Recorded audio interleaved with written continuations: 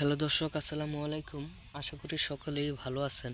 তো দর্শক, দেখতে পাচ্ছেন আমরা কিভাবে আমাদের চাষের জমিতে মিষ্টি লাউ গাছ চাষ করে থাকি।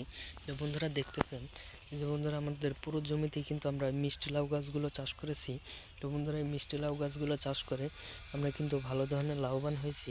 তো বন্ধুরা দেখতেছেন যে মিষ্টি লাউ গাছগুলো চাষ করে অনেক কৃষক ভাইরাই কিন্তু ভালো ধরনের লাভবান হয়েছে।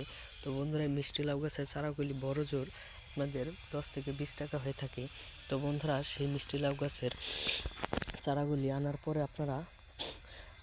আপনারা সেই মিষ্টি লাউ গাছের চারাগুলি আপনারা এনে একটি জমিতে কিংবা আপনাদের বাড়িতেই সুন্দর করে একটি ঝাড় তৈরি করে সেই ঝাড়ের মধ্যে আপনারা এই গাছগুলো রোপণ করে দিবেন।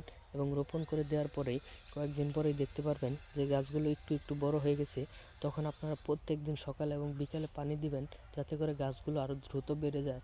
তারপরে কিছু রাসায়নিক সার ব্যবহার করলে এই সারগুলো ব্যবহার করলে কিন্তু এই গাছগুলো ভালোই বড় হয়ে যাবে। তখন এই গাছে প্রচুর পরিমাণে ফুল ধরবে। তো বন্ধুরা দেখতেই পাচ্ছেন এই ফুলগুলো ধরার পরে আপনাদের মিষ্টি লাউগুলো ধরবে। তারপরে আপনারা এই মিষ্টি লাউ গাছগুলো ধরার পরে সেইগুলো বাজারে বিক্রি করতে পারবেন, পাশাপাশি আপনারা নিজেরাও খেতে পারবেন। তো বন্ধুরা এইগুলো প্রচুর পরিমাণে খেলে প্রচুর পরিমাণে ভিটামিন হয়ে থাকে।